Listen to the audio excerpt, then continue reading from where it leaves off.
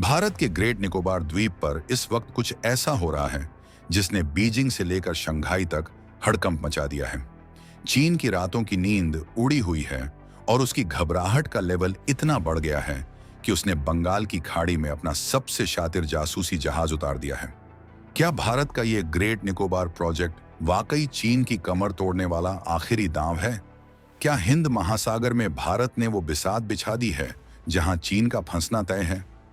आज की तारीख में चीन के लिए सबसे बड़ा सिरदर्द कोई मिसाइल या टैंक नहीं, बल्कि समंदर के बीचों बीच बन रहा भारत का ये अभेद्य किला है। चीन और अमेरिका जैसे बड़े मुल्क भी जानते हैं कि अगर भारत ने ग्रेट निकोबार में अपना ये मेगा प्लान पूरा कर लिया तो समंदर के उस रास्ते पर भारत का कब्जा होगा जहां से चीन की 80% लाइफलाइन गुजरती है। मलक्का स्ट्रेट, जो चीन का सबसे कमजोर पॉइंट है, अब सीधे भारत की मिसाइलों की रेंज में आने वाला है। इसी डर के मारे चीन ने अपने जासूसी जहाज शीयान 6 को चुपके से बंगाल की खाड़ी में भेज दिया है। लेकिन सवाल यह है कि क्या एक जासूसी जहाज भारत के इस 81,000 करोड़ रुपए के मास्टर प्लान को रोक पाएगा, या फिर 2026 का यह नया समीकरण चीन को समंदर में घुटने टेकने पर मजबूर कर देगा? इस पूरे खेल की गहराई को समझना है तो आपको इस प्रोजेक्ट की वो इनसाइड स्टोरी जाननी होगी जो अभी तक दुनिया से छिपाई गई है। चीन का ये जासूसी जहाज शीयान 6 कोई मामूली नाव नहीं है, बल्कि ये समंदर के नीचे झांकने वाली चीन की वो आंख है जो भारत की सुरक्षा में सेंध लगाने आई है। हाल ही में ये जहाज मालदीव के माले पोर्ट पर रुका था।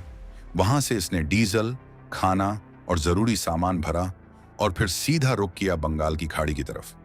माले से निकलने के बाद इसकी लोकेशन भारत के अंडमान और निकोबार द्वीप समूह के बेहद करीब देखी गई है। ओपन सोर्स इंटेलिजेंस एक्सपर्ट्स ने सैटेलाइट तस्वीरों के जरिए साफ कर दिया है कि ये जहाज भारत की मेनलैंड और निकोबार आइलैंड्स के बीच के उस इलाके में घूम रहा है जो सामरिक रूप से बहुत ज्यादा संवेदनशील है। अब आप सोच रहे होंगे कि चीन इसे रिसर्च जहाज क्यों कहता है। असल में ये चीन की पुरानी चाल है। वो दुनिया को दिखाता है कि वो समुद्री तापमान, लहरों की गति और इकोसिस्टम पर रिसर्च कर रहा है, लेकिन हकीकत में ये जहाज समंदर के तल की मैपिंग करता है। ये जहाज 90.6 मीटर लंबा और 17 मीटर चौड़ा है, जिसे 2020 में एक खास मकसद के साथ बनाया गया था। ये समंदर की गहराई में छिपे रास्तों का पता लगाता है। अब इस डेटा का असली इस्तेमाल क्या है?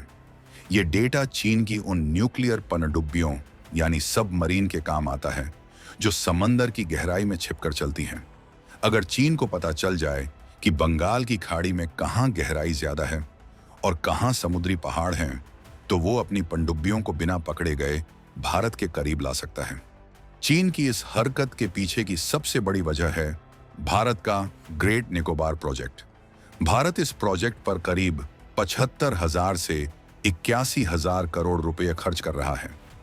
ये कोई छोटा मोटा कंस्ट्रक्शन नहीं है, बल्कि समंदर के बीच एक पूरा का पूरा नया शहर और मिलिट्री बेस बसाने की तैयारी है।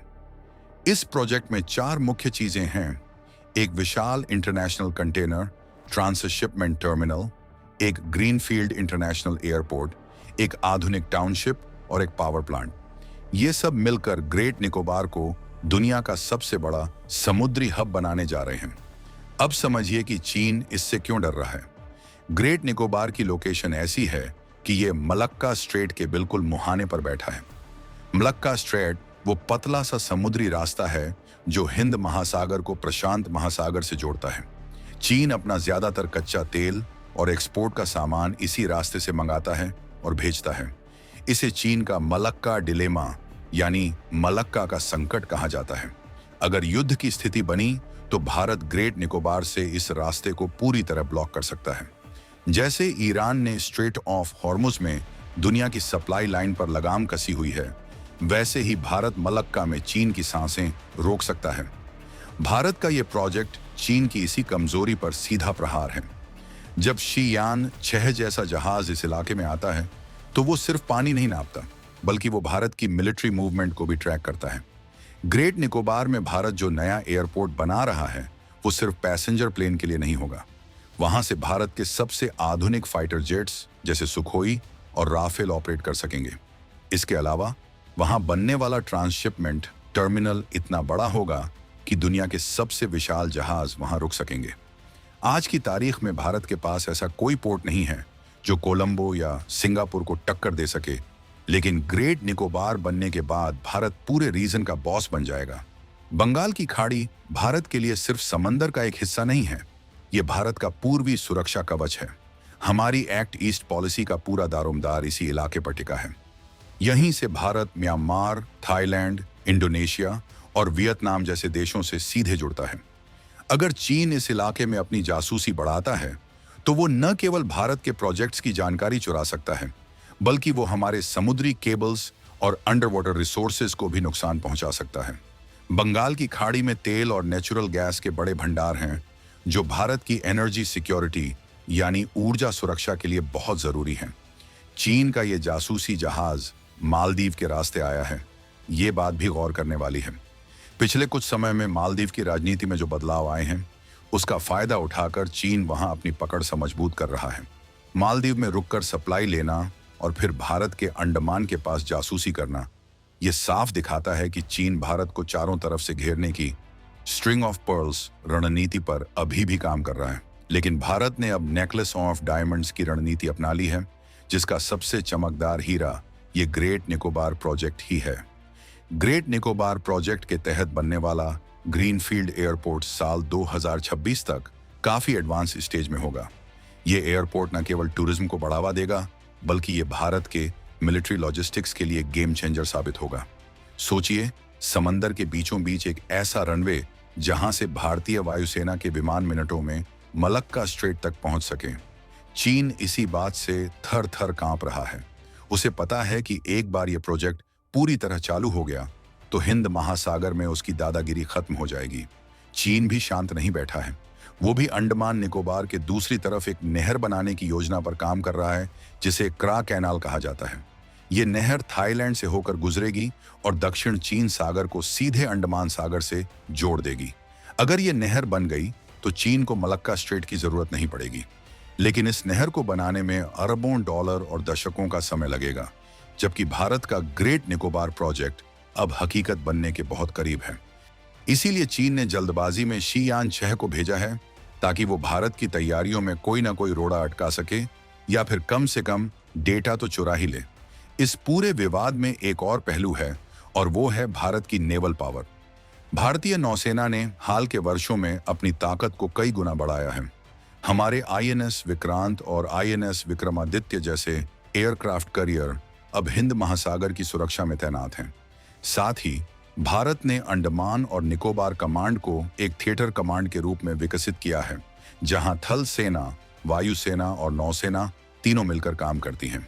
शी-यान 6 जैसे जहाज जब हमारे इलाके में आते हैं तो हमारी नेवी के P-8I पोसाइडन जैसे जासूसी विमान उन पर हर पल नजर रखते हैं। ये विमान समंदर की गहराई में छिपी पनडुब्बियों को भी ढूंढ निकालने में माहिर हैं। ग्रेट निकोबार प्रोजेक्ट को लेकर भारत के भीतर कुछ पर्यावरण संबंधी चिंताएं भी जताई गई हैं। कुछ लोगों का कहना है कि इससे वहां के जंगलों और आदिवासी जनजातियों को नुकसान हो सकता है, लेकिन सरकार का रुख साफ है। देश की सुरक्षा और सामरिक मजबूती के लिए यह प्रोजेक्ट अनिवार्य है। भारत ने इस बात का भी ख्याल रखा है कि विकास के साथ साथ पर्यावरण का भी कम से कम नुकसान हो। करीब 81,000 करोड़ रुपए का यह निवेश न केवल भारत की जीडीपी में योगदान देगा, बल्कि ये लाखों लोगों के लिए रोजगार के नए अवसर भी पैदा करेगा। चीन की मीडिया और वहां के थिंक टैंक लगातार ये प्रोपेगेंडा फैला रहे हैं कि भारत इस इलाके का सैन्यीकरण कर रहा है, लेकिन सच तो ये है कि चीन खुद जिबूती से लेकर ग्वादर और हम्बनटोटा तक अपने मिलिट्री बेस बना चुका है। भारत सिर्फ अपने समुद्री हितों की रक्षा कर रहा है। 2026 तक हिंद महासागर में शक्ति का संतुलन पूरी तरह से भारत के पक्ष में झुकने वाला है। शी-यान 6 की ये घुसपैठ दरअसल चीन की हताशा का प्रतीक है। वो भारत को उलझाए रखना चाहता है ताकि हम अपने बड़े प्रोजेक्ट्स पर ध्यान न दे सकें। ग्रेट निकोबार में जो पावर प्लांट और टाउनशिप बन रही है वो इस द्वीप को पूरी तरह से आत्मनिर्भर बना देगी। अभी तक निकोबार के कई हिस्से बिजली और आधुनिक सुविधाओं के लिए संघर्ष करते थे, लेकिन अब वहां 24 घंटे बिजली और इंटरनेट की सुविधा होगी। ये सिर्फ एक मिलिट्री बेस नहीं है, ये भारत के बढ़ते कद का एक प्रतीक है। जब दुनिया के बड़े कार्गो जहाज सिंगापुर के बजाय भारत के निकोबार पोर्ट पर रुकेंगे तो भारत की इकोनॉमी को एक जबरदस्त बूस्ट मिलेगा। चीन का जहाज शीयान 6 अभी भी बंगाल की खाड़ी में सक्रिय है और भारतीय एजेंसियां इसकी हर हरकत को रिकॉर्ड कर रही हैं। विशेषज्ञों का मानना है कि चीन इस डेटा का इस्तेमाल करके एक डिजिटल मैप तैयार कर रहा है ताकि भविष्य में अगर कभी टकराव की स्थिति बने तो उसकी पनडुब्बियों को कोई दिक्कत ना हो। लेकिन भारत भी तैयार है।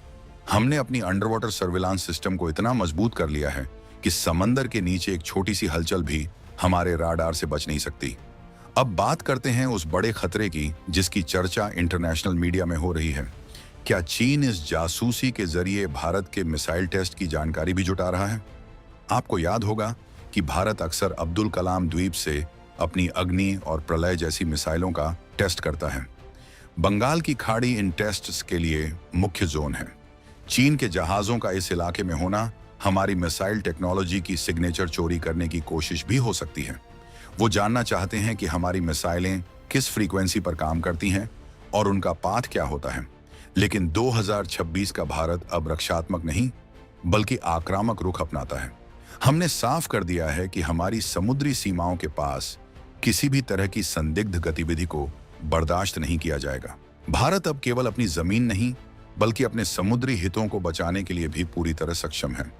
ग्रेट निकोबार प्रोजेक्ट का हर एक ईंट भारत की उस दीवार को मजबूत कर रहा है जिसे लांघना चीन के लिए नामुमकिन होगा।